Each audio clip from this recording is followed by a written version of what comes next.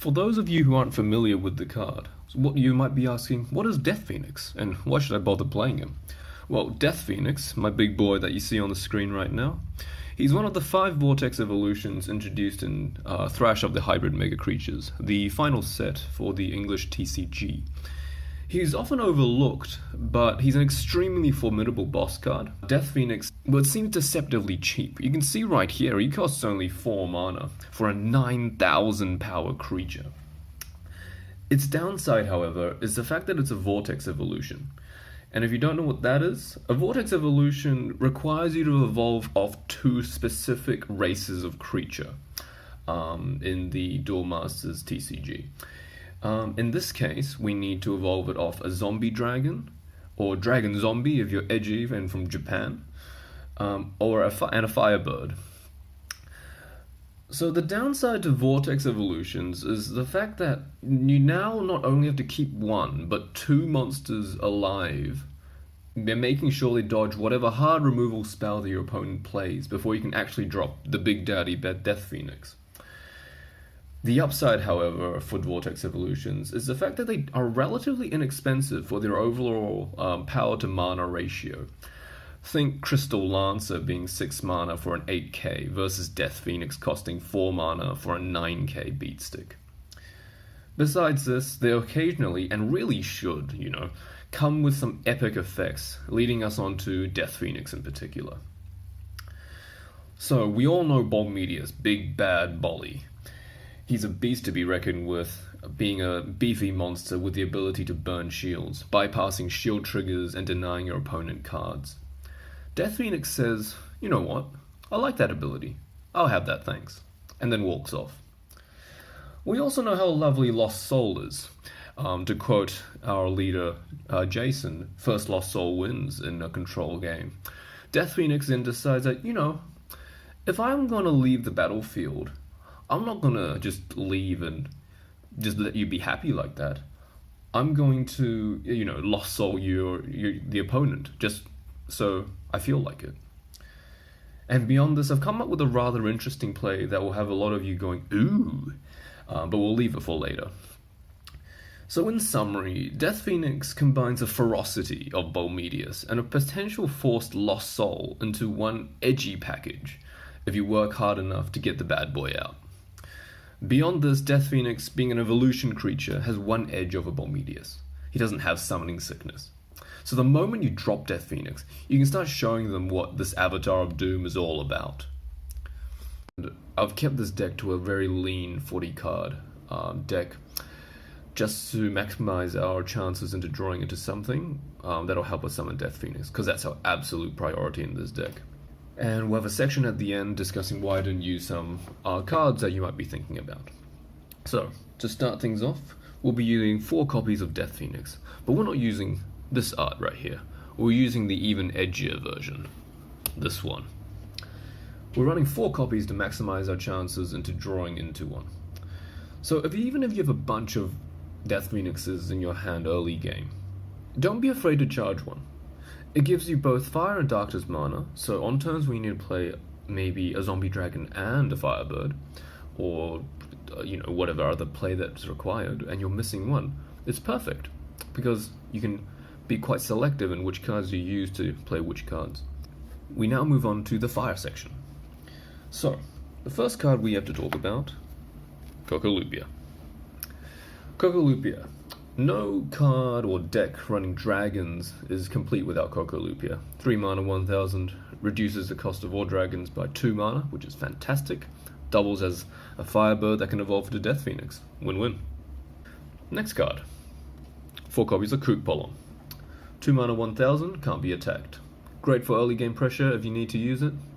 But also fairly indestructible, so you can wait until you drop Death Phoenix and just be safe on the field. And unless your opponent is playing some pretty early game hard removal, he's probably going to stay there. Finally, 2 copies of Crimson Hammer. Crimson Hammer is an interesting card, and often overlooked. It allows you to destroy one of your opponent's creatures that has power 2000 or less. And a lot of the time, holding on to this and playing it on turn 2, turn 3 is actually fantastic. It removes a lot of common early game pressure cards like Aqua Hulkers, Laura Giga, even, Firebirds like these.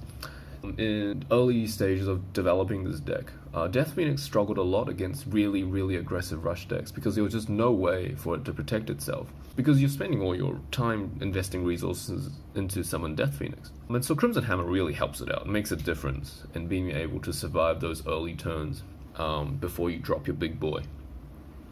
Next, Darkness. So, Death Phoenix, we've got the Firebirds already, now we need Zombie Dragons. In terms of Zombie Dragons, we're going to be playing 4 copies of Necro Dragon Gilland. And any of you saying, oh my god, I play Zalva's better, you can fuck right off. I'm here to play Death Phoenix, I'm not here to give my opponent cards. Playing Cocolupia, he goes from 4 mana to a ridiculous 2 mana for 6,000 power double breaker. As a result, very inexpensive evolution material for Death Phoenix. And even if you're in a pickle, can't summon Death Phoenix, just double break with Gilland. I've had a few games when I just couldn't summon Death Phoenix for one reason or another, and Necro Dragon Gilland has won me games, so go figure. But do be careful when attacking with them, since a battle with anything, even Tolk, who has 500 power, can cause him to disintegrate. And again, just 4 zombie dragons isn't enough for us to summon Death Phoenix. So we'll be running 4 copies of Necro Dragon Jagravine. 6 mana, 6,000 power, blocker, double breaker. And has the same effect in terms of blocking as Bloody Skeeto. So in the way that if it blocks a creature, it commits suicide afterwards. But, unlike Gilland, it can attack creatures, survive. It can be attacked and survive, and it can also double break, so great card. Good for defense if you want it. With Cocolupia, becomes 4 mana, 6,000 double breaker blocker. Can't go wrong with that. Next up, 2 copies of Bloody Skeeto. So, Bloody Skeeto, probably the best blocker in the TCG. El Kaio, Spirit Mecha King, is even more epic, but Jason stops talking to me for a week every time I mention OCG or Bombaza, so I'll stop there.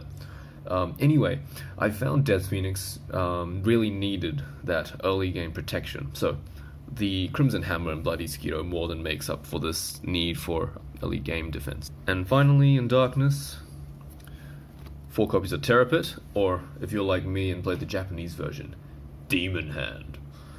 Because what the fuck are you doing if you're not running 4 Terrapits? Now we move on to the last civilization, Water. We'll be running 4 copies of Aquahawkus, because draw.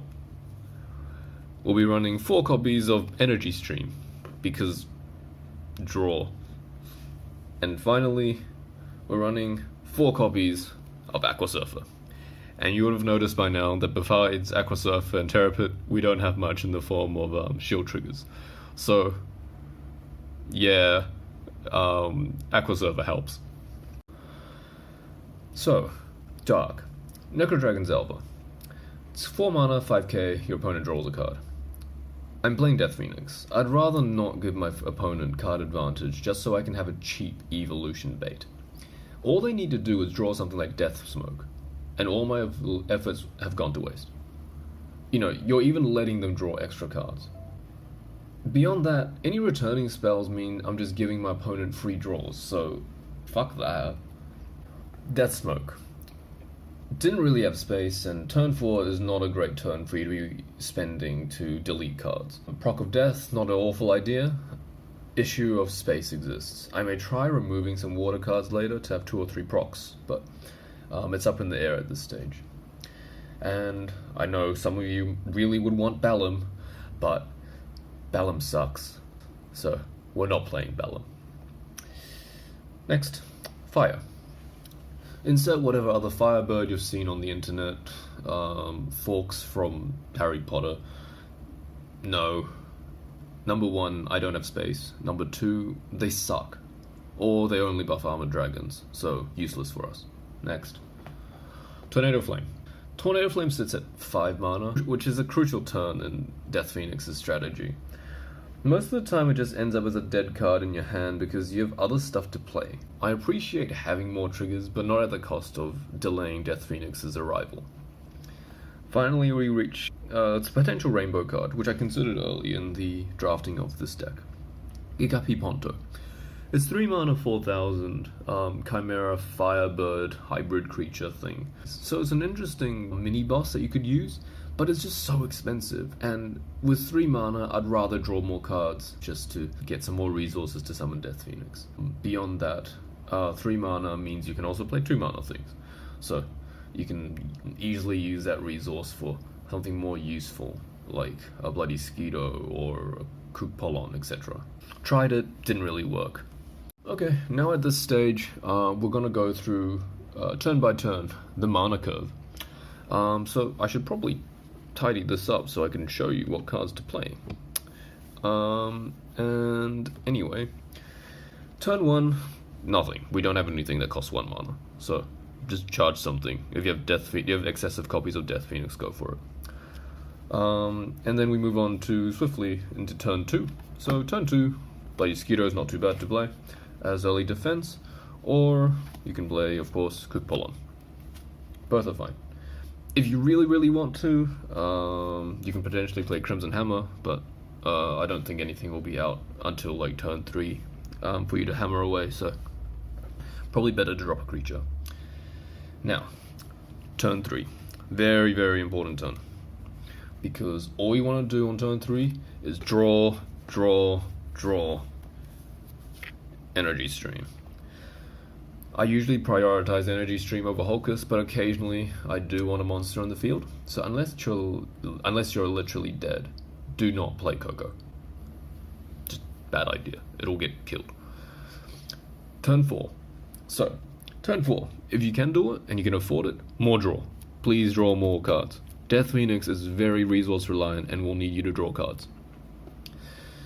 Otherwise, you can always drop 2 of things like, we've got down here, a Crimson Hammer and a Kook Polon's fine, whatever combination of 2 mana things you like.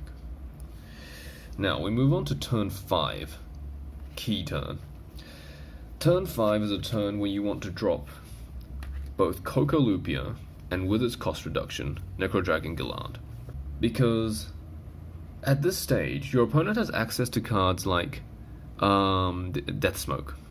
So, if you drop both Cocolupia and Gallant, they have to choose. Like, do we get rid of Coco, but leave his Gallant on the field and fear that maybe he's going to drop like another Firebird? The essence of mystery means your opponent really has to gamble a 50-50 if they're going to remove one. And if they don't, even better for you. Because that leads us on to turn 6. Death Phoenix. If they didn't remove anything, fantastic. I know it's 6 mana. You should have 6 mana on turn 6, but 4 mana, it's fine. But this is the beauty of Death Phoenix. They remove your Cocolupia. Oh no. And you have 6 mana now. Guess what I'll do? I'll drop a Kook Polon for 2 mana, and then drop Death Phoenix. Perfect, 6 mana. Instead, oh, they killed my Gallant because it was a big creature. Well, that's okay. Just spend your turn dropping another Gallant. Because you've got Coco, it costs 2. And then drop Death Phoenix. Easy. And so in most games, on turn 6, you really feel like Thanos. The dreaded run from it. Death Phoenix still arrives. And that's essentially it, really. Sometimes there are delays, but Death Phoenix, the destruction he brings, is often imminent against many decks I play against. Now, we move on to something really rather interesting. A special move which I've come up with. Jason said at one point that there's nothing more satisfying than playing Lost Soul and watching your opponent lose their hand. I actually think there's something more satisfying than that. It's a little strategy I call Spiral Phoenix. Because edge. Through my weeks and months of playtesting, some games often go to a standstill when there's either a large amount of blockers preventing me to from attacking with Death Phoenix, and the opponent's desperately trying to catch up. So a super dirty move I realized I could do was play Aqua Surfer. Not to remove an opponent's creature, but to return Death Phoenix to my hand. Because the moment Death Phoenix leaves the field, it's a lost soul for your opponent. So you can watch your opponent lose their mind over losing every single card in their hand they've been trying to accumulate behind their blocker wall, just because I've upped my own creature. And at this stage, you probably have the resources to drop Death Phoenix straight back down the next turn. Because think about it. Coco costs 3. Gilan costs 2. Death Phoenix costs 4. You got 5 mana, easy Death Phoenix from your hand. So final words. Death Phoenix is a fantastically fun deck to play. So, he's far from flawless. It hates discard like Locomotiva, Ghost Touch, and so forth, with a burning passion. It hates that so much, it becomes a lost soul when he leaves the field.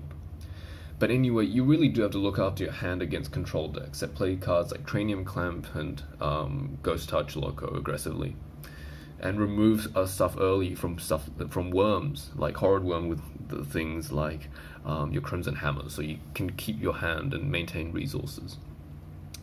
Always plan 2 to 3 turns ahead and make sure you have something to play. If at first you mess up or really aren't sure how to play Death Phoenix, don't worry. Switch up the strategies. Play something else early game. The suggested mana curve I've described is not a bible. We'd all love to play turn 6 Death Phoenix, and let's be honest, turn 6 9,000 power double breaking shield burn creature is a monster. But sometimes it's just not safe, so it's okay to hold off. And the thing is with Death Phoenix, even if you lose your first one in a duel, don't worry. I've had often some really epic games when Death Phoenix literally rises back out of his ashes and gets summoned probably 2 or even 3 times in a single duel, securing them the win, and really true to its name. So, thanks for watching. I'll talk to you guys next time.